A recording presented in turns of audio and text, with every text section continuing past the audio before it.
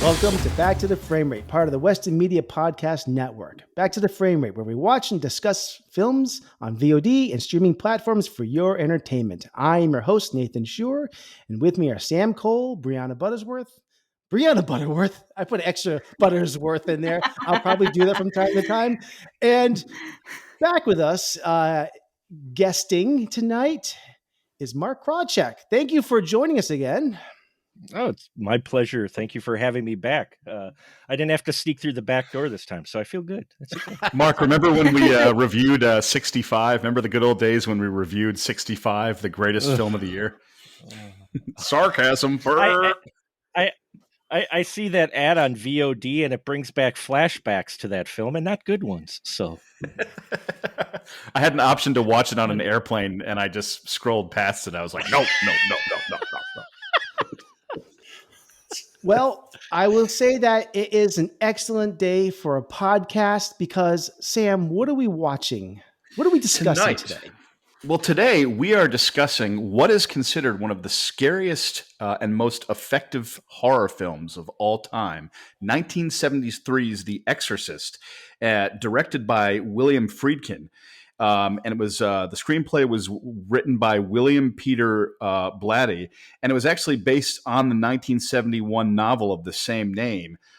This film came out at the end of 1973, was a big commercial success, had scenes that shocked audiences back then, and it actually, I did not know this, was the first horror film, I believe, to be nominated for Best Picture.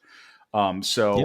This is arguably William Friedkin's best film, and it remains effective to this day. And I'll be honest, I have not seen every single William Friedkin film, so I think I'll restate that by saying this is probably his most famous, most known work. Even though that movie with Tommy Lee Jones and Benicio del Toro is right up there with it. Just kidding. The Hunted. But I actually don't hate that movie like others do. But yes, The Exorcist, we are kicking off the Halloween season with one of the greats, what is considered one of the best horror films there is. And thank you, looking Sam. forward to it. All right. So someone's got to open up the discussion here with their thoughts on this. And Mark, just so you know, we're not holding back on spoilers here. It's an open discussion, but I would like somebody to open up with their initial thoughts on this. Who would like to begin? Don't all jump at once. Sam, I'm going to throw you in there. Sam, please go over. Gotcha. The movie is very, very fresh in my memory. I just had the pleasure of watching it last night. And I will say, as an overview in a nutshell review, what I love about this movie is the opening scene in northern Iraq gives it this broad canvas feeling of, oh my God, we're going to uncover something dark and this is going to be an adventure. I think in terms of the effectiveness and the horror, I find it pretty scary. I must say, for me, as a person in 2023, looking back at a sort of a 1973 film, some scenes to me are not shocking in the way they would have been to audiences back then. And I actually find some scenes early on kind of overwrought, where the girl starts screaming. And I think, it's just kind of like, it suddenly goes from 0 to 100 and it just achieves this high pitch. And I feel that in some moments it loses some suspense. However, I must say, the exorcism itself, the last 15 minutes of this film, I think are like cinematic perfection. And I actually, and not even joking, when I see filmmaking that I think is so good, I'm so moved by the quality of the filmmaking, I actually tear up a little bit. And I was tearing up in this scene, which you might think is a strange reaction because, obviously you're supposed to be horrified and gripped, but I was tearing up because I find it such a compelling battle between good and evil. And the movie takes it so seriously, and that the climax just hammers it home. And I think that the movie just ends spectacularly. I would also like to point out, I actually watched the original 1973 theatrical version last night. There's a 2000 extended version, which I saw in the theater. I remember that as well. I was being a slight cheapskate because I watched it on Vudu. I don't own it. And I could rent the theatrical version, whereas the extended cut I had to buy. So that was just me cheaping out a little bit. I'm glad you brought that up because as we all talk about this, I like everyone that mentioned like which version they watched. Or I mean, Mark, you probably are familiar with both of them. I've got Yeah. this one. I watched this one literally just before the show here, and then I've Which got one is the that? original. Oh, you watched the director's? The version you've never seen. It's 10 minutes longer. That's the one that I watched this week as well. Interestingly, go ahead, Sam. Sorry to interrupt. No, I was just going to say, interestingly enough, Roger Ebert actually, I read a review. He prefers the theatrical cut, and he feels that some of the additions are sort of hit or miss. The theatrical cut actually ends with the priest who's still alive just kind of staring down at the stairs, where apparently the extended cut ends with him and the detective walking down the street talking about movies that they like. Yeah. And Roger Ebert was like, what the hell was the point of that? But I can't comment because I haven't seen that version since 2000. I was impressed. And I like one thing, I'm ripping off Roger Ebert here, but I think this is a really good thing to say about the movie is that the movie, it's very character based. We learn about the priest and his sick mother, and it's very kind of grounded. And so the horror seeps in very slowly at first, and it's not sensational. And I actually think that helps make the picture scarier because you just have people living their lives. And I also find it interesting that the mother is an actress in movies. There's a kind of interesting commentary about a movie within a movie. And I almost see that as a clever device to make you feel less safe because the characters are they're making a movie and the movie is lighthearted and there's the Hollywood world, but the film is telling you subliminally what you're watching is not a movie. This is real life. And in the real world, there is a demonic presence that's about to invade her daughter. So I thought it was clever because her career could have been anything. She could have been working at an office, but I thought it was an interesting choice that she was an actress in a movie. I thought that was must have been conscious on William Friedkin's part, unless that was in the novel, but which I haven't read. But I liked that choice. Yeah.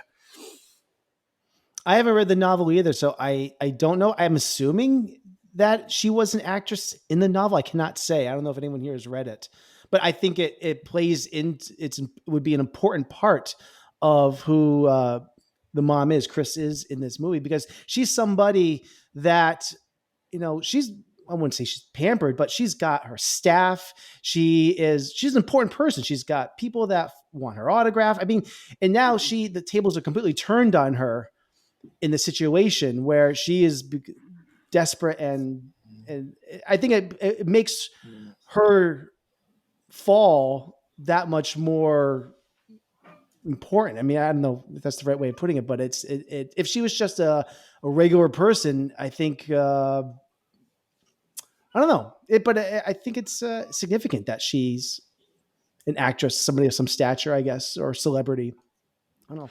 I thought it was interesting because I actually warmed up to her character, but when she's first introduced and she's complaining that there's rats, and then her assistant's like, "There's no rats in there," she comes across in that first scene that I'd forgotten as kind of like a little kind of like a jerk. And I was like, oh, I thought we're supposed to introduce this character and empathize with her. And then you start empathizing with her immediately through her and the daughter. I just thought it was an interesting way to first show her as kind of tired, surrounded by staff in the kitchen. I was like, oh, this is a unique way to bring this character to life here. Yeah. All right. How about B? Would you like to give us some thoughts on The Exorcist? Yeah, this movie still rips. So good. I've seen The Exorcist a bunch of times. I haven't revisited it in years until today. I watched it this afternoon. And it's so much more insidious than I remember. Like, I think I remember it as being the like shock and gore horror movie and it being really about Linda Blair and her character. And this time around I watched it and I was like, oh my God, this is really the portrait of a woman in a spiral, and Ellen Burstyn is killing this role. I thought it really followed in like this great American tradition of like Cassavetes and, you know, Baby Jane, and just these like these women who are just suffering and can't get institutional help. Like they just can't get institutional help. And yeah, it was pretty interesting, that family dynamic. I thought it added a whole new level of horror. Definitely. Yeah. I really liked Jason Miller's performance a lot. I noticed he and correct me if I'm wrong, he's the priest who Father takes on Harris. the possession at the end and then he dies. I really liked his performance because he's so, you can feel like he feels like he has the weight of the world on his shoulders throughout the movie. And I just love the way when he first starts interacting with the daughter, because he's, you know, trying to figure out if she's possessed. When they're, you know, when he starts looking at her, you realize he's trying to be professional and get through the exorcism, but he's got this look on his face like, I can't believe what's happening right now. For some reason, his performance really stood out to me on this viewing. I thought, Sam, you didn't like him because he looked like a boxer? That's not. Oh no, I liked his performance a lot. I thought he was amazing. Yeah, I was impressed with the scene where he goes to the hospital and his mother is dying. I just liked. I thought he did a great job at kind of being like burdened by the whole situation. I was impressed with the performance. Yeah. Plus, he's got a face like a bruised penny. Watch it all day. Can't do anything. Great. It would have been very different if he was played by Sylvester Stallone. He'd be like, look, you know, there's a ghost here. It's not a ghost, it's a demon. Ghost, demon, I don't care. Get out of my house. The power of Christ compels you. No, that was Sly Stallone. There you go. Sly Stallone and Arnold Schwarzenegger as the young priest and old priest. There you go. He'd be like, Jesus is awesome. You gotta follow Christ. Yeah, he'll get you out of it. The power of Christ compels you. The power of Christ compels you. That's what I'm saying. I'm just saying that the power of Christ compels you. Adrian, where are you at? Mark, what? Tell us your thoughts, please. I love The Exorcist. I don't think it's the scariest film ever made, but what I will say, but that's because I saw it not in 1973, because I was yet a twinkle in my father's eye. I wasn't born until 75. So, but I can imagine what the audience experienced first seeing this, because you didn't really get horror like this to that point. And if there was anything even remotely similar, it was nothing like this. It was in the B movie genre angle, you know, something shocking or whatnot that only, you know, you went to the grindhouse to see. So basically for wide audiences, for mainstream audiences, I can see where this film was extraordinarily shocking and scary for folks, because they had not been exposed to something like this, to dare say Psycho, you know, that type of level, to where it actually affected your mainstream audience. Now, I consume horror every day, just about. So, you know, for a horror consumer, you watch this, it's effective. You're right. The last 15 minutes is very effective. And so many possession films have borrowed and copied and tried to grasp the same, you know, they still follow the same formula pretty much that The Exorcist has set up, and you haven't really broken that mold too much. You had the Pope's Exorcist that came out recently, that I was watching it and going, man, this is like The Exorcist Light. I mean, I'm like sitting here going, this is really trying, but not, and they tried to do something a little different. But for the 73 Exorcist, there's great performances in here. It is bringing this type of more extreme horror to the mainstream audiences. But what hits me more now, looking at it, revisiting it now, is not the horror with the Regan stuff. I mean, that stuff, Regan. I'm a parent, so I could relate, you know, the whole metaphor or whatever you want to call it, with a parent feeling helpless when your kid is sick, especially mentally. Yeah. What got me more was the subversive commentary on big pharma in this, and the commentary about how doctors treat specifically female patients in this. They didn't come out and say hysterical, but let me tell you, it was implied that they were just saying, oh, she just has hysterics. Reagan has hysterics. We could do it with this. It's her nerves. Just takes her pills. It's her nerves. This movie is a commentary on what it was like to be a woman. It is. It is. It is definitely making a statement about how the medical profession treats women, even still till today. And I've seen it firsthand, how they approach it today versus what's actually might be the cause of the issues, and how they treat it. And especially being a kid of the 80s, when they mentioned prescribing Ritalin immediately for the hyperactivity, who wasn't on Ritalin in the 80s? I wasn't, but I knew my cousin. I knew someone who was. If you weren't, somebody who was. Right. Yeah. Hyperactive, and that's how they treated it. Was, oh well, let's just here's some Ritalin. Oh, here's some Prozac. Here's some, it's like that's not what's going on, and so for me, watching it this time from that perspective, I thought the horror was even more in how the medical community was trying to just pass this off because it's something they couldn't figure out. So their final draw was just to commit her.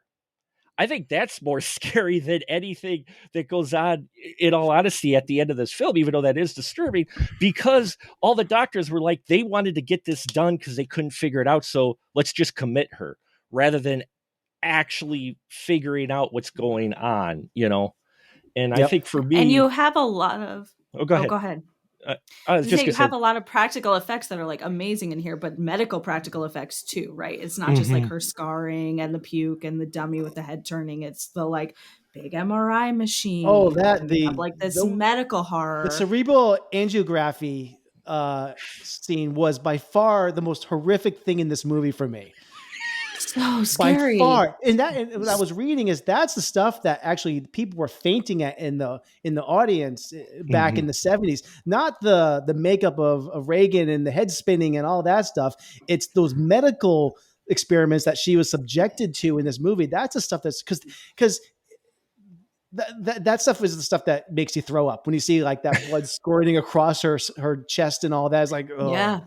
It's funny, for some reason, what terrifies me the most in the films, in this film, in terms of feeling like pure terror, is there are two moments. There's one where she does the first head turn, but it's not all the way around. She just goes, and the way it just, I go like this. And then there's another moment towards the end where it's during the exorcism, and they're literally power of Christ, and they're working on her, and they're trying to get the demon out.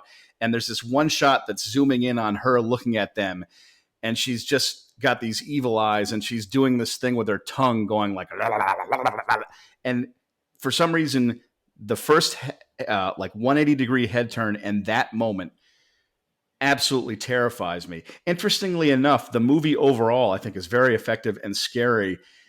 For me, there are other movies, for me personally, that scare me more. And the only way I can describe it is that I have a home in southern Massachusetts in the woods.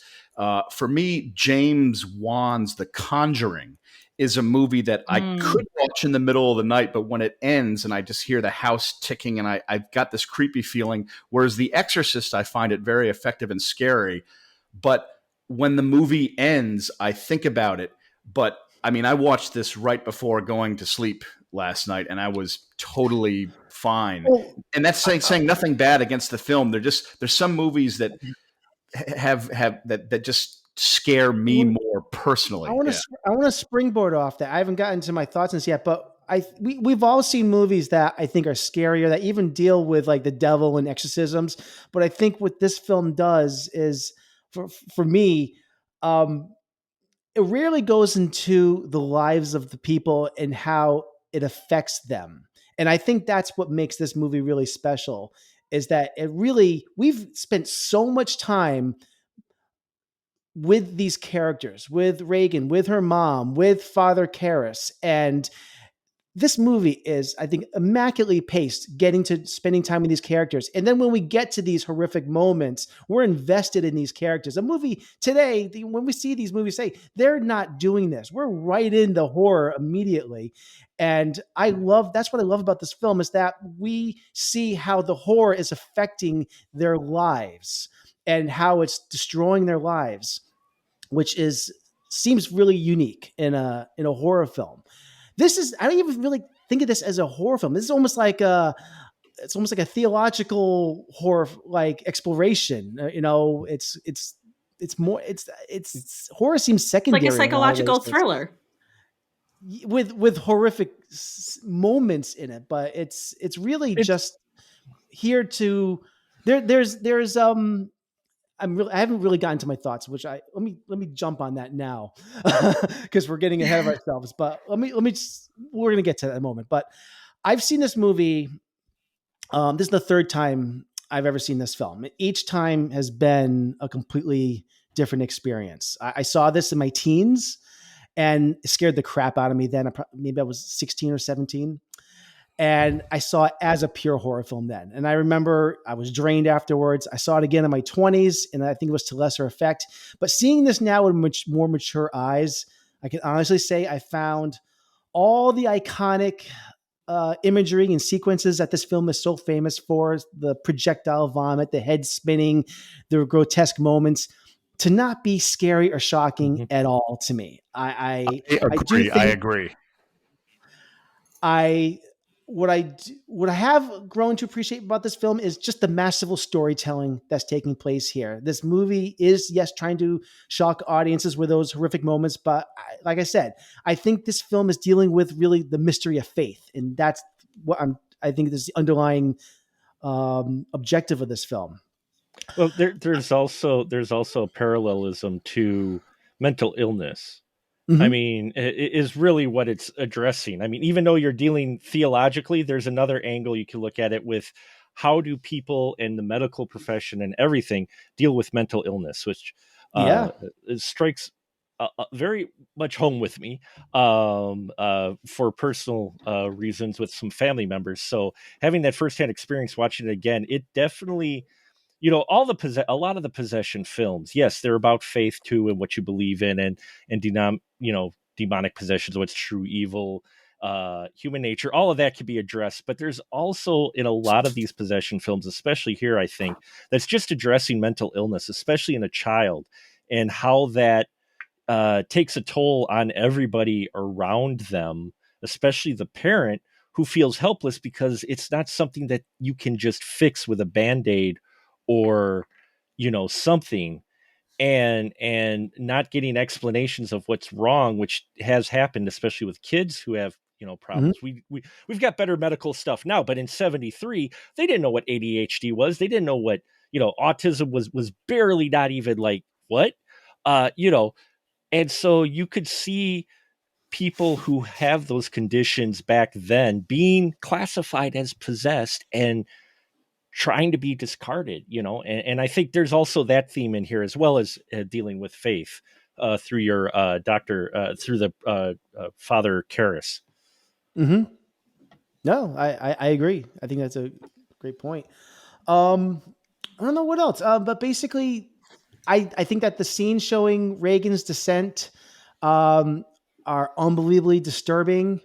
I think these scenes where we see Ellen Bernstein, she shines in these moments where we see her, where she's the mom clearly trying to do anything for her daughter to get to the root of what's going on. I think all these scenes intercut with Father Karras, who's the priest losing his faith, tormented with guilt because he's unable to properly take care of his mom is wonderful. Lots of mom themes here. So my point being, I think that's horror in general. Yeah, it's got mommy issues. Like, I just love that this film takes its time, to allows room to create the atmosphere, and the atmosphere is doing the heavy lifting it's not the horrific scenes for this movie. It's the atmosphere. Because No, but to be clear, the horrific scenes rule. They are still really good. Yes. They do. Yeah. But like I was saying, it wasn't the same effectiveness. They weren't the driver. I was actually nervous about watching this last week by myself at night, which I knew I was going to have to. I'd never seen this movie by myself before.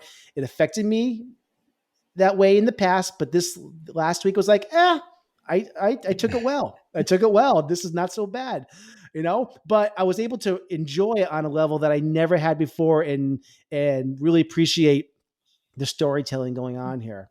And I think it also helps that this film is so grounded in reality too. Mm-hmm. Even though the house I know is on a soundstage, I love that so much of this movie is taking place around Georgetown, and we get to really live in this real space. They filmed in Iraq. They filmed on location. Yeah. I just love there's so many movies in the 70s that just have this great like pacing to them. And so many films are so pumped up and amped today with music and sound effects and CGI that it's just so refreshing to watch this movie and let the scenes play out and the atmosphere exude all over the place and all the character moments. And I even love the party scene at her house, where like I know it's the director, the writer is like way too drunk and he's like calling that guy a Nazi, and it's just like just allowed time for that. I actually had a quick question for you, a plot related question, and this is something I've always wondered if I missed something or if it's supposed to be vague like that. But I always got the sense that Max von Sydow and Iraq they're at a dig site and they kind of dig up this evil presence and there's the statue there. But I'm wondering how this demon somehow goes to Washington and possesses this specific girl. And I know that's like kind of secondary, but I always thought it was kind of just kept vague on purpose, and it's up to you to just kind of imagine. But I'm wondering if there's actually something specific as to why it was her that got affected that I missed, because I didn't notice anything there. Yeah, I think that's the point, is that it is arbitrary. Yeah. That's what it seemed like. They're actually in the director's cut, and if you haven't seen the director's cut, there is, I think, a scene that is pivotal that I wish was in the theatrical cut. There's a conversation that takes place between Max von Sydow and who's the actor that plays Father Karens, where he asked why this girl, and I remember this. I actually quoted this here. And Marin answers what I think is the entire point of the movie. It's not about the girl. I'm quoting this here. The point is to make us despair, to see ourselves as animal and ugly, to reject the possibility that God could love us. Interesting. And I think and the reason why I think that was taken, the studio wanted William Friedkin to take that scene out. And ultimately Friedkin, he agreed to take it out. He regrets it now, which is why he puts it back in the director's cut. But the point is that he took it out because the whole movie is basically saying that. But I think it distills it down what the whole movie is about, that it is, he chose this girl because why not? It's an innocent girl that he could do this to. There is no point. It's not like there's this little talisman or something that just somehow made its way to Georgetown. There's no connective tissue. It is arbitrary, and it's intentionally arbitrary. And it could happen to anybody, anywhere, anytime, and that makes it even scarier in a lot of ways. I like that because it lets your imagination like fill in the blank. Oh, and sorry, and that's what I thought too. I just wasn't sure that I had personally missed something, so I'm glad that you confirmed that. Anyway, B, sorry, continue. My bad. No, I think that's great.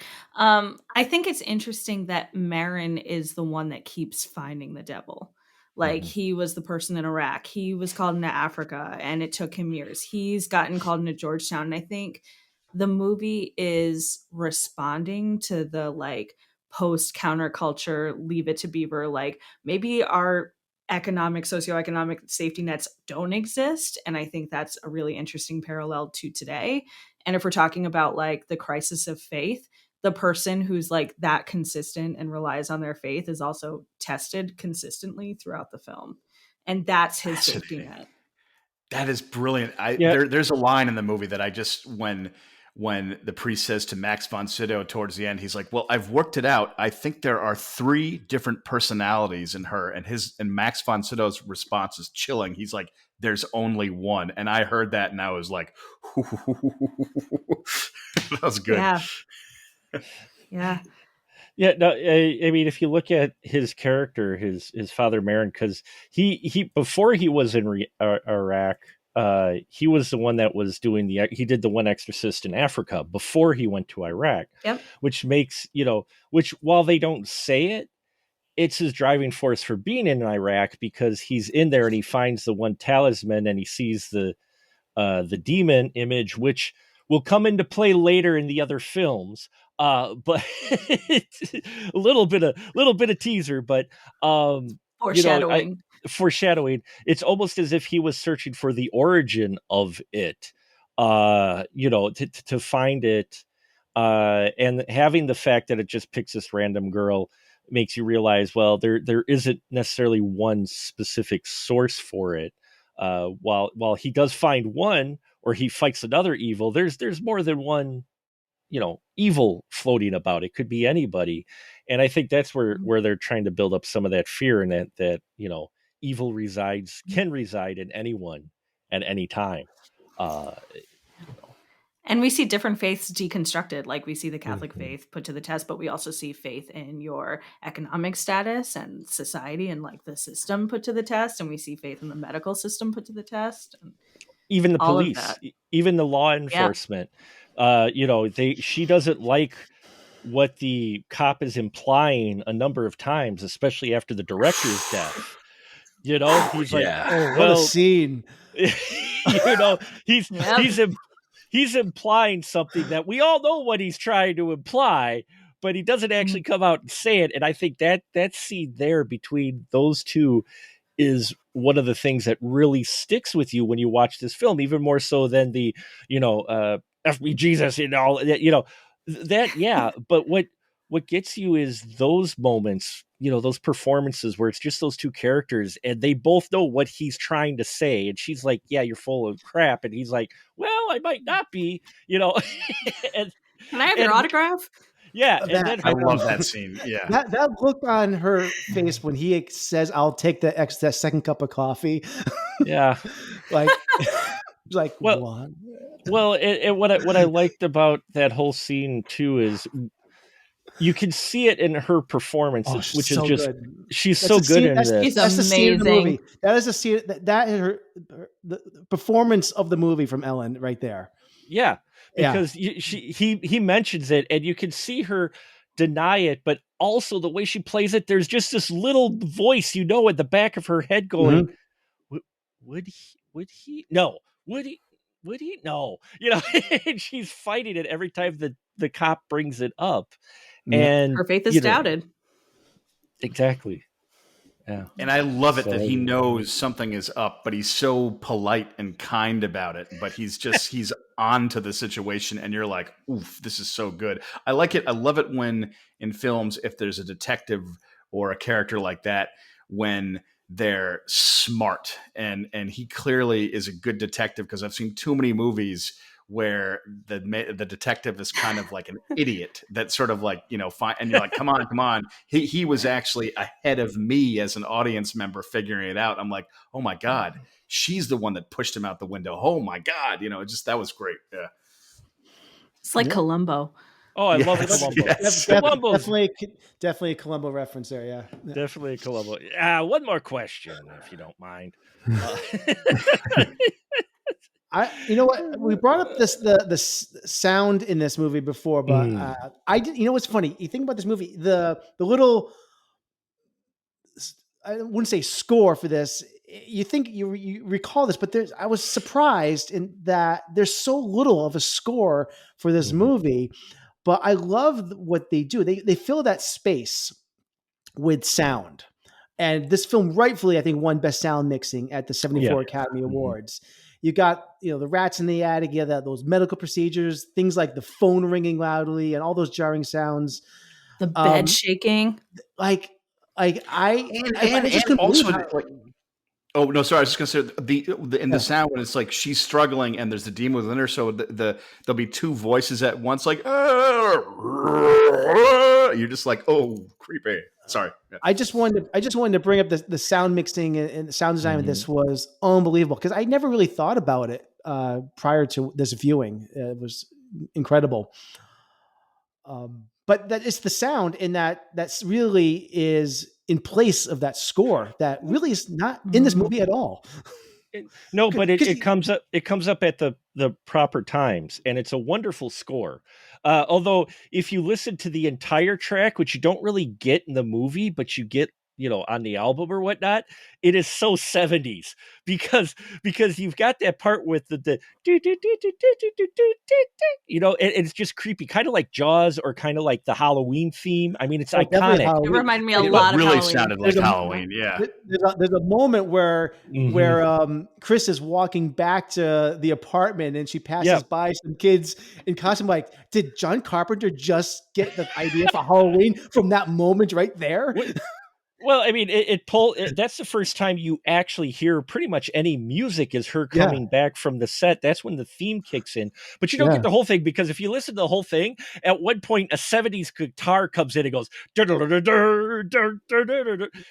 it like throws the whole thing off. Yeah. So I'm glad they don't have that in here. But the music is kind of used somewhat like Jaws and this is why I always love telling people, go back before the year 2000 or 1980 and watch some classic horror films because you will see tools used by big name directors who have refined those tools, but they were influenced either subconsciously or consciously by these early horror films. I mean, if you watch Eddie Hitchcock, look at how many famous directors borrow from Hitchcock.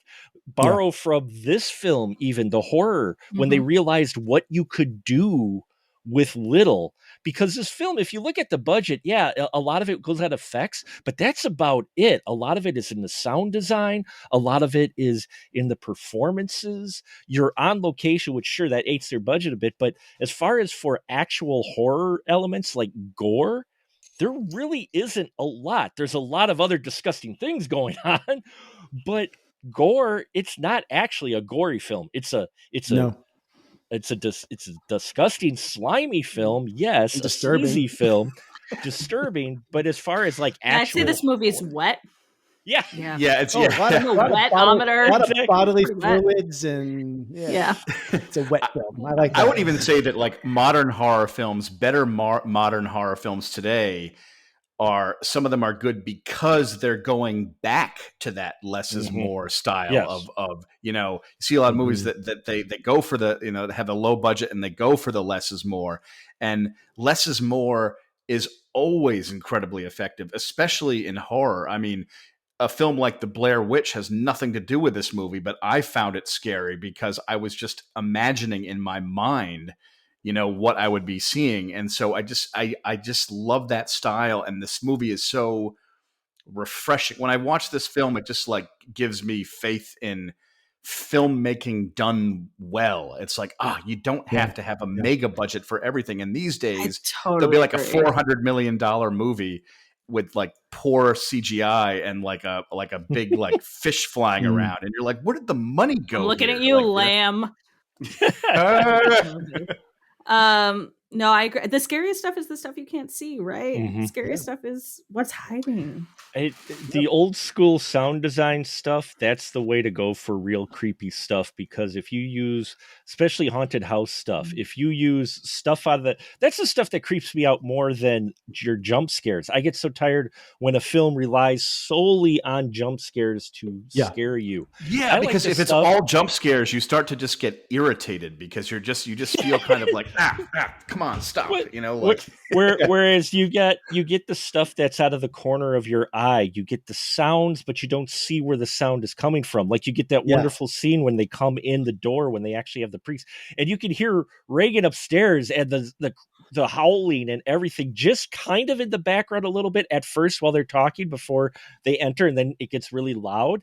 That part's a hell of a lot more creepy than build up music. Oh, boo, cat. I have issues with the use of negative space in framing, where you just know something's there, but like 9 out of 10 times nothing is there, but it's that 10th time where something is going to be there.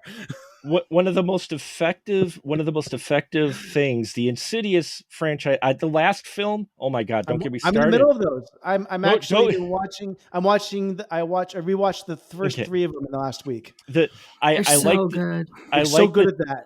Yeah. I like the 2 movies with Lin Shaye, which are 3 and 4. I really love Lin Shaye anyway, so I love that they explored that part, and I loved the first one. But where I got effective by the first one isn't the jump scares. It's like the scene where you've got the demon guy behind him, like you saw in the trailer. The stuff out of the corner of your eye, the stuff in the background, the stuff that's there.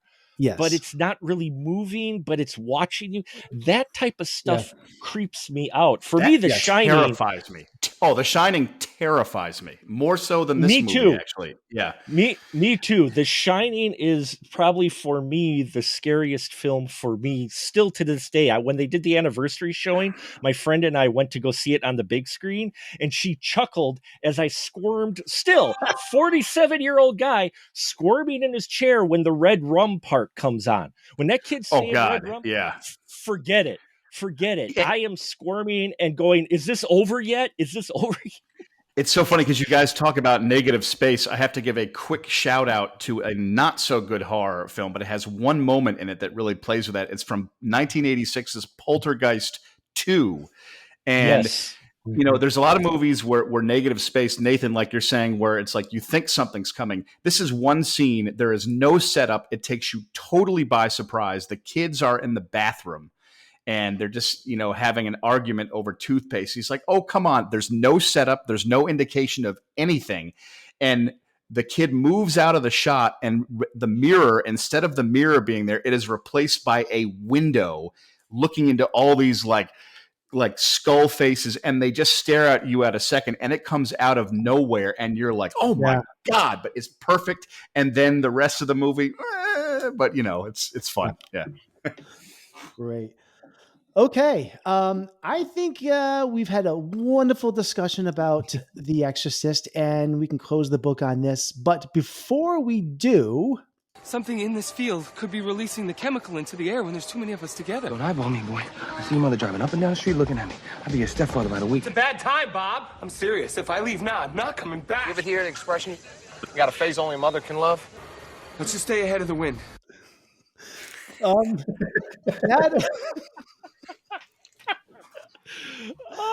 So we have a new segment on our show, Mark, if you're not familiar. It's called Wahlberg on Wahlberg, where we have to recast somebody from The Exorcist with Mark Wahlberg, and why? And is it to the movie's detriment or to its benefit? Okay, I gotta say, you go first. Go B. I want to hear what B has. I would recast Marin as Mark Wahlberg. I would do that. And it would absolutely be to the movie's benefit. I think it's insulting that you'd even suggest it could be to the movie's detriment. Would he have You're welcome. Would you give him the white hair still? Would he still have like dyed white hair? Would he be aged up? No, I want Mark Wahlberg exactly as he is to appear in Iraq, finding talismans, then in Washington, D.C. and Georgetown, just absolutely railing against his God, trying to save Linda Blair. It would be funny if Mark Wahlberg was just a random worker in northern Iraq. Catholic and religious, Or he just happens Everybody to be in Boston's Catholic. That's not impressive.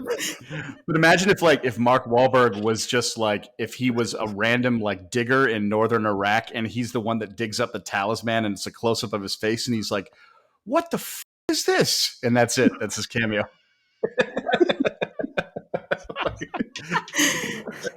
I gotta say though, honestly, oddly enough, I feel Mark Wahlberg, I know the detective is an older role, but like Mark Wahlberg, I honestly think if he was the detective, I don't think he would I think he could do a pretty good job. Strangely, there's some roles where I could actually see him in this movie, like, which is interesting. Like he would not, it'd be odd casting, but I think he could do it, you know? Sam, I like that you're like, hot take, this actor can act. Oh, you took actor mine, can Sam. act. you took mine, Sam. I was gonna say the detective, but he'd have to do his Boston accent too. He'd have to like just be the cop from Boston who he's in Georgetown. He'd be just that We thick. could move this to BC, you know? Yeah, exactly. He just have that thick accent. No explanation why. He just have that accent as a cop. Right, exactly. Thick Boston accent. Yeah. So I guess that if you say the detective, I mean, the other easy pick. No, I won't go with that. I'll just say cast him as the director. Yeah. as the drunk director. I want to see him calling. He'd be good as the drunk scene. Yeah. See him accuse the butler as a Nazi. He's like, I know you were playing golf with Goebbels. I know that. Don't you walk away from me. It's like that'd be beautiful. Sam, do you have a recast? You said it. The detective. Yeah, I was definitely the detective for Wahlberg. Yeah. Okay. All right. I think he would do a good job. Yeah. All right. I will. I'm recasting the actor Barton Heyman, who plays Dr. Klein. Oh, okay. Yeah. Sure. Nothing against Barton Heyman here. I think he's doing adequate work. Everyone else in this movie is killing it, though. And I found the character of Dr. Klein to be someone I just wanted to punch. Yeah. Maybe it's because when I was growing up, I was constantly misdiagnosed at a similar age as Reagan. And he reminded me of an amalgamation of doctors that me and my mom dealt with. And I would like to think that Mark would undergo extensive preparation for his role, such as studying medical procedures, terminology, observing real doctors at work to accurately capture the role's nuances. His physical fitness, I think, would add a unique dimension to the character. I would just like to see it. Yeah. I can see that. Sure. That's the thing. Mark Wahlberg can like actually fit into this movie. That's what I'm realizing. Yeah. It's like there's roles that he would do well. I think. Yeah.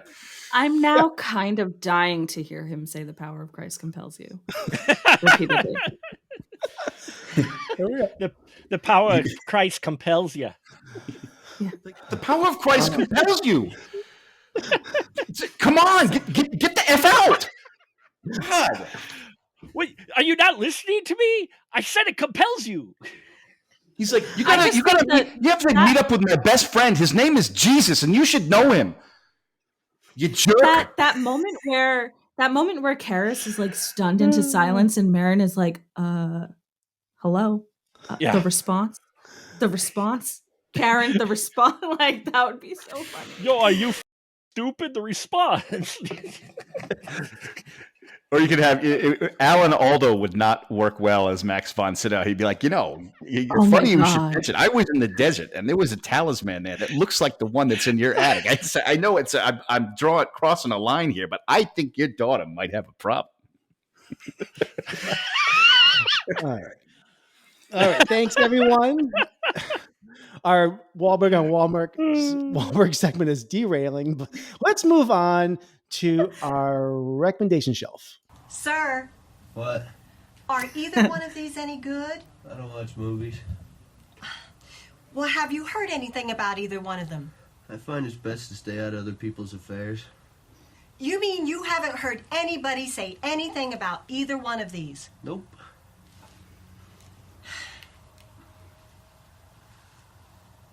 Well, what about these two? Oh, they suck. All right. Our recommendation shelf segment this week is, it's a little different. We're doing our 1973 movie Slumber Party. And what we're doing is basically we are all going to bring a title from a movie released in 1973. It could be from any genre. And we are just going to decide what order we would watch this in, because we're all going to come over to my house in our pajamas and get a big bucket of popcorn and decide what order we're going to watch this in, and from 8 o'clock at night till sunrise. Sound like a good time? Sounds rockin' radical. Yeah. Because what are we gonna do? Like recommend like 4 weeks worth of possession films, right? All right. I can't wait for this. This should be a lot of fun. So Sam, I like to throw you in under the bus first. So a 1973 movie that I like a lot, and there are honestly a lot of good movies to choose from 1973, and this is a lesser, not as well-known one, but White Lightning, starring Burt Reynolds. I highly, highly enjoy this movie. It's directed by Joseph Sargent, written by William W. Norton. It stars Burt Reynolds, Jennifer Billingsley, Ned Beatty, Bo Hopkins, R.G. Armstrong, and Diane Ladd, and it actually marks Laura Dern's film debut, which I thought was really interesting. This is just a total action adventure comedy. Ned Beatty is a corrupt cop that drowns Burt Reynolds' brother, and he gets out of jail. And what's hilarious is Burt Reynolds is released from jail because he's supposed to work with the FBI and spy on the corrupt sheriff of the town and do all this subtle, helpful work for them and the government. He does none of that. He just gets in a bunch of car chases, pisses off the sheriff, eventually kills him in the most hilarious death in all of cinema. And it's just a highly entertaining movie. And I must say, as a Burt Reynolds fan, I'm really oversimplifying this, but there are two different segments to Burt Reynolds' career. There's pre-Smokey and the Bandit and post-Smokey and the Bandit. After Smokey and the Bandit, he becomes mustache Burt Reynolds and becomes lighter-hearted and sillier. But I like early Deliverance, White Lightning, raw, younger Burt Reynolds, who's a tougher dude. And he is in full form in this film. And I actually just learned this today. I could not believe this. Steven Spielberg was actually supposed to direct this film and started on pre-production, apparently backed out of it, and he chose to do the Sugarland Express instead. And I was fascinated by that because I had no idea that he was even involved with it. So White Lightning, it's a lot of fun. Ned Beatty and Burt Reynolds, who just the previous year in 1972 were in Deliverance, are reunited in this film playing different characters. This movie just appeals to my hillbilly side, just fast cars and just mayhem and obnoxious violence. And there is a hilarious line in the movie that has not aged well at all, where Burt Reynolds is essentially a moonshiner and these hippies are walking past him and he's like, stupid hippies with their marijuana and stuff like that. He's like, the only thing we do is drink beer. And I was like, that's a dated line, but this movie is not for everyone. I just saw it and I love it. And I love the soundtrack, and no surprise, Quentin Tarantino loves it as well. I'm sure it's not a stretch for you to understand why, but White Lightning, 1973, check it out. Watch that one. Do not watch the sequel, Gator, directed by Burt Reynolds as he plays Gator McCluskey. The sequel, just know the first one's gritty. The sequel is inept, in my opinion. Watch White Lightning, Burt Reynolds as Gator McCluskey. Yeah. All right. Wow, Gator. I haven't heard that name in a long time. Yeah, it's been a while. I actually have always wanted to see this. I haven't seen either of the Gator films. I'll call they it. are fun. They are fun. Yeah. Okay. Mark, what's your pick? Oh, Mark. Oh, I was going to say B could go. If it's B's is what she sent me, I'd rather hear hers because mine is. I have two different ones. It all depends on when your parents go to bed. So since this is a slumber party, it's going to depend on when your parents go to bed because we're all adults. So okay. Oh, okay. If we're all adults, then speak for yourself. Sorry. well, there's two different ones, but I want to hear B's pick first. Okay, B, you go ahead. Sure. So my pick is Lady Snowblood, which is just a rip-roaring good time tale of vengeance. It is, as the name implies, a very bloody film. The general gist of the movie is that a woman was captured, tortured, abused, and has coerced the prison guards into conceiving a child with the sole purpose of killing everyone in sight as payback for her torture. It's super fun. And if you are a person who maybe hasn't been exposed to a lot of foreign films and you are a big American cinema nerd and you really like people like Quentin Tarantino, then maybe you should watch a movie like this. Because I think he's going to come up a lot with the recommendation shelf. But this Kill Bill is a pretty 1-to-1 of Lady Snowblood, and I think Lady Snowblood does it with a lot more nuance and frankly fun. The costuming is awesome. The pacing is great. I can't say enough good things about it. Go watch it. I think it's on Max and Criterion. Wasn't Lucy Liu's character influenced by that film? Yeah. I think. Well, the whole movie was. Well, the whole movie. Her costuming. Right, yeah. Her costuming, and also yeah. Well, we'll get it. More Tarantino to come, which is my least favorite sentence I've ever said. Just. Sorry. All right. Well, it depends on if you don't mind risque films, or if you like sci-fi. So there's both. Mark, it's whatever you like. All right, fine. I'm gonna say it. Invasion of the B-Girls. There you go. 1973. Script written by Nicholas Meyer. But when he went to visit his parents, the producers grabbed the script and rewrote it, so much so that Meyer wanted his name off of the film, but he was convinced by his manager he needed credits. And we all know, if you know Star Trek, you know Nicholas Meyer. I love Nicholas Meyer, yeah. The guy who saved Star Trek, basically. Yeah. Okay. Incredible director, yeah. So Invasion of the B-Girls is about a group of women who are it's influenced by the scare of the Africanized wasps or bees that were around. But anyway, there's a cosmic force that turns Earth women into queen bees who end up killing men by sex. Okay. So there you go. And they start to convert more and more women as they build this hive of sorts of bee women to go. This movie sounds horny as hell. It is. It made the list. I forgot which site it was that said you only watch it for the nudity. It's one of those exploitation B films. If it checks all the boxes, okay, it checks all the boxes for when you think of grindhouse B sleaze exploitation film.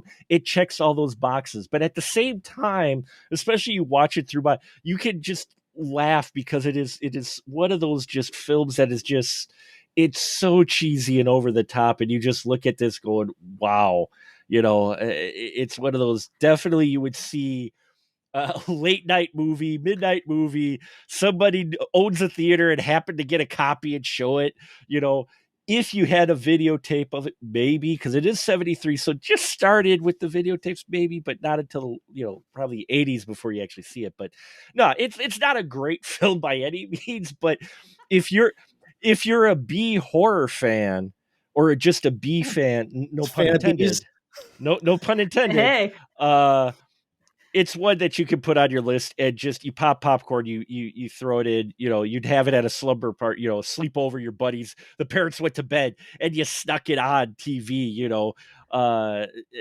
so that was one of my picks. The other one was a lot safer, but still fun. So, but yeah, that's, it definitely sounds bizarre.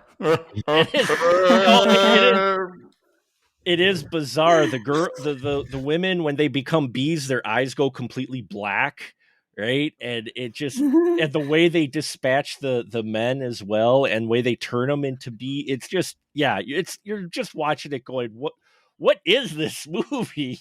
But at the same time, you can't help but enjoy the camp and the old school, exploitation factor. If you're a fan of those films, that's one got to be on your list. So. Amazing, Mark. I Now love that I love what you bring to the show. Now that I've brought the quality and the class of this show completely down to zero, there you go. No, it's great. Yeah, I might be submitting the most mainstream movie of the bunch here. Actually, my pick is Enter the Dragon. Hell yeah. Directed by Robert Krause. And I say this movie has it all. It's part spy film, part action film, part blaxploitation film, but ultimately it's a badass martial arts film starring Bruce Lee, Jim Kelly, and honestly, I think the MVP of this movie is John Saxon. Yeah, John Saxon. Who, I mean, Bruce Lee is Bruce Lee, and he's great. But John Saxon is acting his ass off in this movie and kicking ass. This film has spectacular fight scenes. The look of this film is delicious. It's the colors are vivid and gorgeous. It takes place on this tropical island. And I'm not going to get into the details of the plot, but ultimately, several characters are brought together on this island for this martial arts tournament. There's some wonderful side characters, including like Bolo Young. American audiences probably know him from 88's Bloodsport with Jean-Claude Van Damme, a movie that is probably heavily influenced from this film. This would be Bruce Lee's final film before he passed away, and actually it was released shortly after his death. It solidified him as a martial arts legend. I love this film, and it's just a romp. It's such a good time, and that's my pick. It's a wonderful martial arts film that set the formula for martial arts films and video games for decades to come. Yeah. My Tarantino tieback is that Bruce Lee's jumpsuit inspired Uma Thurman's jumpsuit. Yeah. Yep, that's right. Yep. Yeah. We actually just covered The Big Boss on our podcast, which came just prior to Enter the Dragon, actually. By a couple of years, I think it was that was the first film where he was like on the marquee. It was Bruce Lee, and that film is wild too. If you've ever watched it, it's guys in an ice house fight. It's crazy. It's Criterion has a great Bruce Lee set. Oh, really? Nice. People are looking. I'm gonna have to look at that. Yeah. Fantastic. All right. So, this is important. Let's do this quickly. What order should we watch these movies in?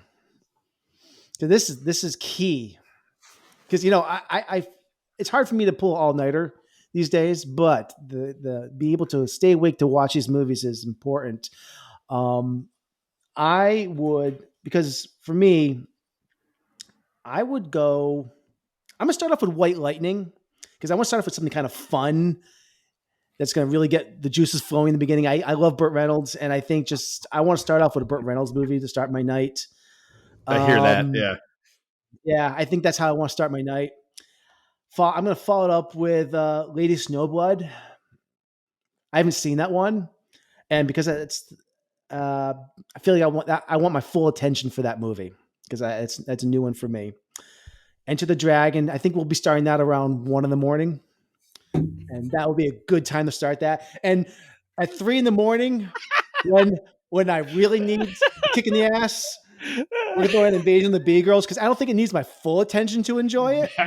But if there's some nudity, I'll be like, oh, okay, here we're going still here. There's creative kills and nudity. So yeah. So that's the movie. A good movie to be tipsy for. Yeah. Yeah. Yeah. That's my order. That's a good order. That is a good order. Anyone else want to have an order they want to put this in? No, I kind of think you nailed it. Yeah, I did. That was my order. I did nail it. Yeah. Okay, done. I might have to do this next weekend. That's your playlist. Yeah, right. That's there. my playlist. All right, nailed it. First try. Nailed it.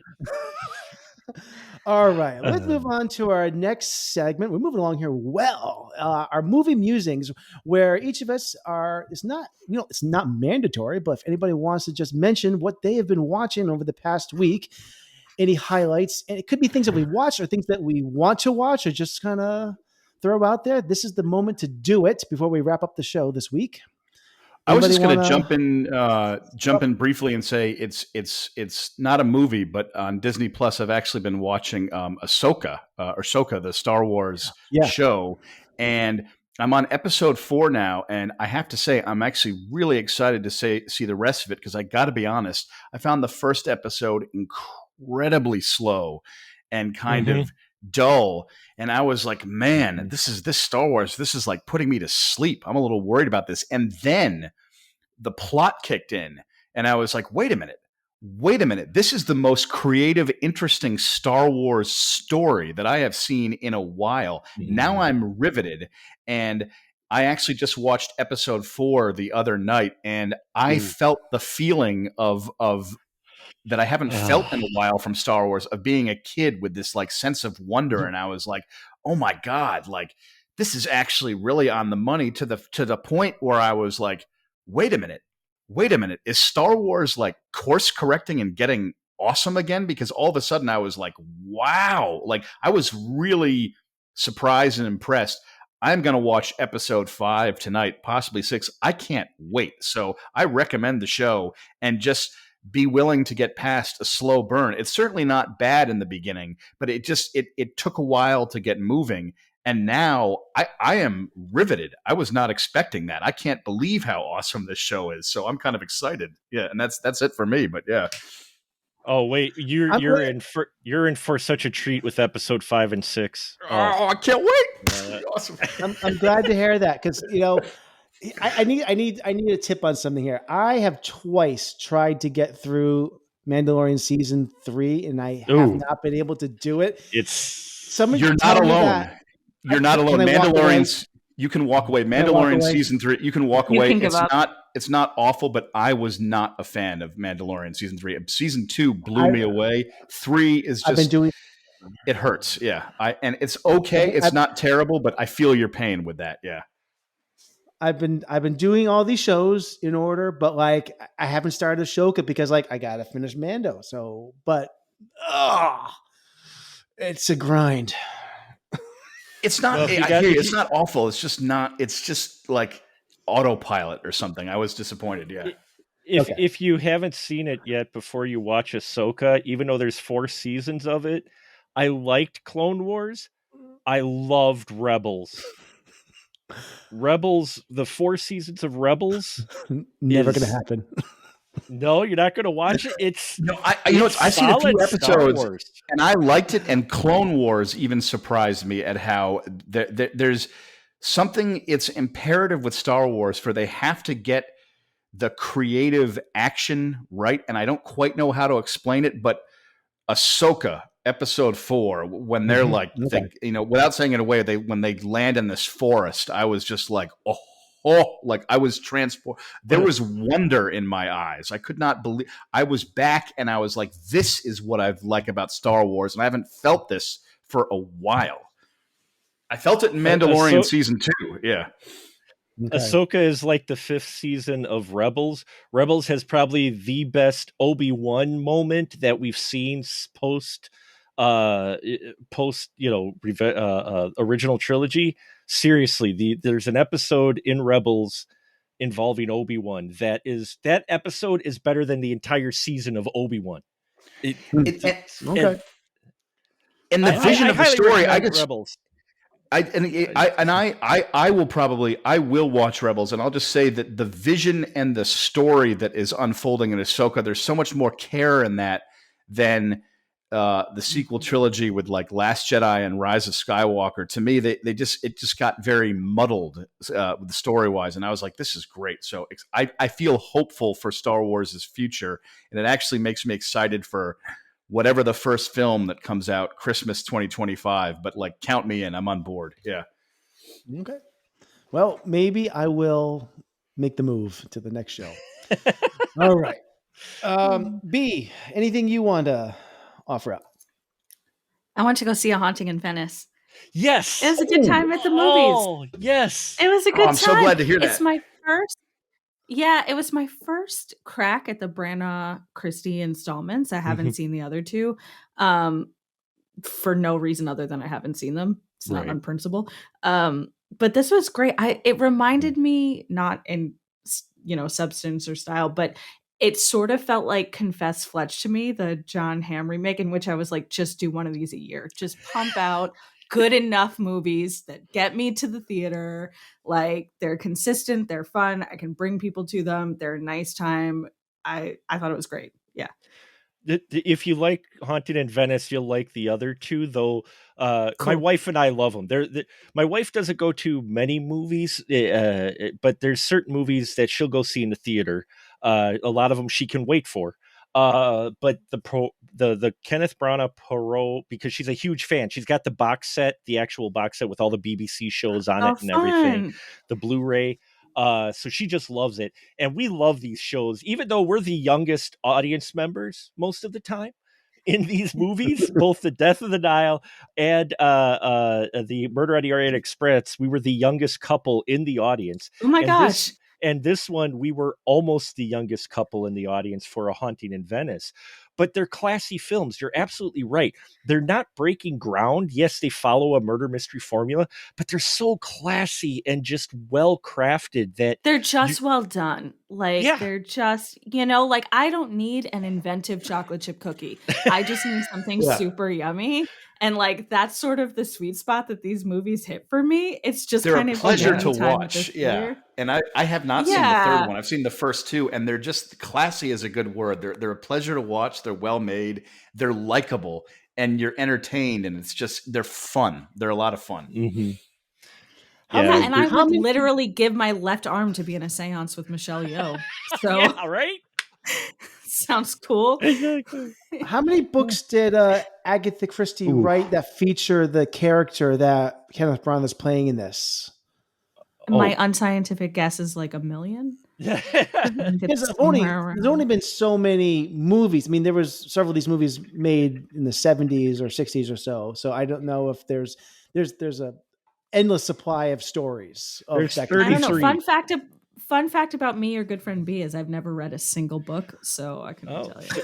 33 novels are made with Poirot, and the BBC had adapted most of those in its TV show with their 1 hour specials, or they did TV movies. In fact, they adapted the story that A Haunting in Venice is loosely based on. And I learned all this from my wife just recently. The movie that it's based off of is based off of it's more like a novella that Agatha Christie wrote called Halloween Night. And the BBC did adapt that, and it's really different than the movie, but both are really good in their own right. Though the BBC is definitely, it's a TV movie budget. That's what they had. BBC has limited budget, but it's still that story, and both are really solid. And yeah, they're fun. Definitely fun.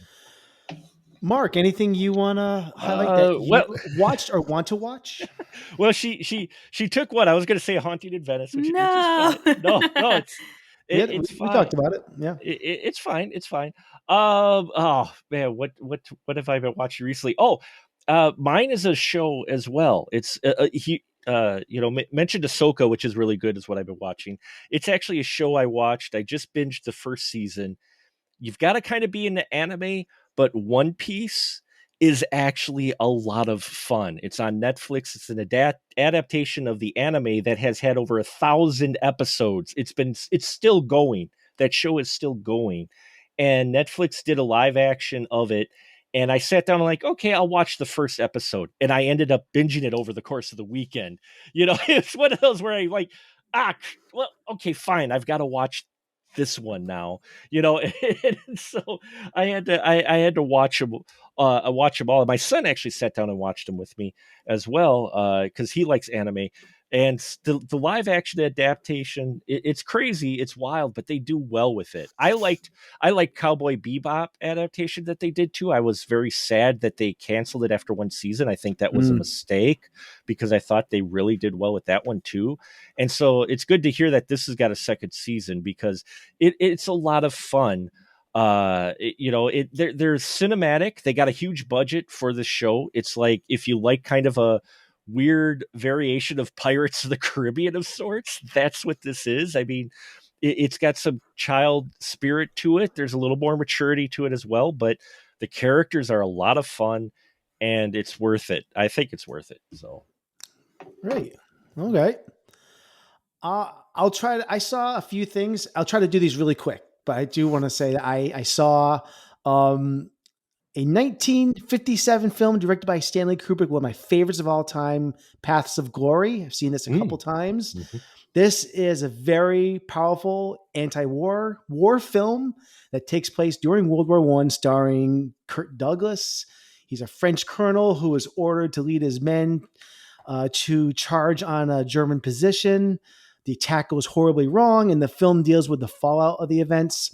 Some of the men didn't leave the trenches or retreated, and they're being tried for cowardice. It's a scathing look at the hypocrisy and absurdity of war. It's one of Kirk Douglas's best performances, and it's a very underrated film from Kubrick.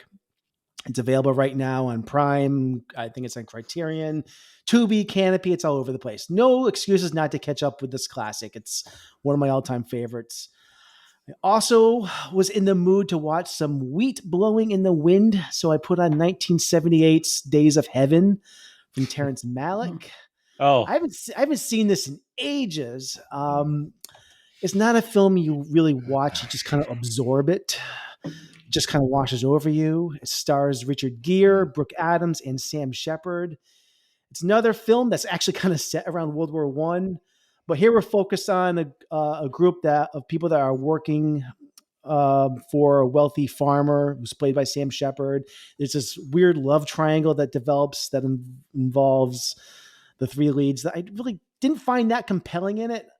But what I did find wonderful is just how Days of Heaven is just captured by the cinematographer, Nestor Almendros. I think this is how you say his name. The imagery is just evocative. It's ethereal. It's creating this sensory experience that is unlike most films. I think the same can be said for 1973's Badlands, a film I like quite a bit more.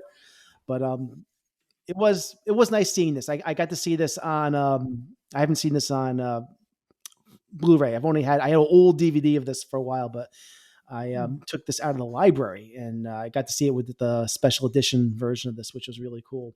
So that's on, you can watch on Canopy and on Paramount Plus. So these are two films I watched. Oh, I also saw last night because I'm a masochist on Prime Video. For some reason, I was in the mood for a Denzel Washington film and I was in the mood for Ricochet. But Ricochet is not available anywhere. Oh. Ricochet is not available. So I watched Virtuosity. Oh, which is not a good movie, but I saw it in the 90s. I'm like, I wonder if Virtuosity holds up. No. It does it not. Does have Denzel Washington in it. So it does have Denzel Washington. Nailed it. This is, by the way, I didn't realize this. This is directed by Brett Leonard, who also did The Lawnmower Man. Yes. That movie is nuts. Yeah. Ooh. The Lawnmower Man is whack. Yeah. I never made the connection. This was the same director. But if you wanted a cyber thriller in the 90s, there was one director to go to. Yeah, it's this movie is not good, but it does have a pretty much crazy performance from Russell Crowe. Yep. That is all I can really say about it. But it's you can get that anywhere else. You could watch Unhinged and get that. Yeah, but you got Russell Crowe and Denzel in it. So I mean that there's a reason why people watch Johnny Mnemonic. It's not for the story. It's because people like Keanu Reeves. That's why they watch Johnny Mnemonic. I just watched that last week and I was so disappointed in it. Did you watch the black and white version or the color? Because according to the director, the black and white version is the better way and the more intended way to watch Johnny Mnemonic. I didn't know that. Great question. I don't care. I knew I could be when I saw when he was talking about black and white versus color. I saw your eyes roll, and you're like, "Nope, it's not going to help. Don't like the movie." Yeah. It was, I don't know how you First of all, 90s tech movies. I love when they're just like, we gotta get the control out to the GPS, and it's got a zip file. Like that's hilarious, and it had zero camp. Come on. Oh, hey, I work in IT in my day job. I've done IT work for 25 years. Let me tell you, watching hackers is one of the most entertaining yet painful things to watch because you go, that's not how any of that works. I will say Hackman's quickly having a good time. Best most dated line about technology is in 1992's Honey, I Blew Up the Kid. And the villain is like, Zelensky, we have all the files on your shrinking project. And he's like, we have the capacity to store 65 gigabytes. And I was like, whoa, 65 gigabytes. Whoa, shit. At least that one like technically makes sense in a sentence. A lot of these don't. Exactly. The coherent thought. Damn, Nathan, right. You had a week. Did we cover everybody? I think so. I think we so. All right. Yeah. Last announcement I'll make before we wrap it up. We have a newsletter that went out today. Our first newsletter called Frame Rate Monthly, which is pretty cool. And if you are not receiving it, you can sign up. You can email us at backtotheframerate@gmail.com. And basically it is going to be something that we put out every month, which is pretty exciting. You can get links to past episodes, stories about what we're going to be talking about on upcoming shows. So it's pretty cool. We hope to expand on it down the road, but yeah. That's pretty cool news. So I'll put a link to that in the show notes. So there we go. That's a show. Thank you, Mark, once again for gracing us with your presence. Always a pleasure. Thank you for having me. It's a lot of fun talking to you folks. I love movies and getting to talk and share it with other people who love movies. That's why I love doing this so much. Yeah. So we appreciate you. Thank you. All right. Back to the Frame Rate is part of the Weston Media Podcast Network. You can email us directly at backtotheframerate@gmail.com. Hit us up on Facebook and Instagram at Back to the Frame Rate. You can find past episodes of the show and other podcasts from the Weston Media Podcast Network on our website, and I'll drop the link in the show notes. And of course, the best way of helping us out is to share our episodes on your social media feeds. Spread the word. Thank you. That is it. The show is over. Goodbye. I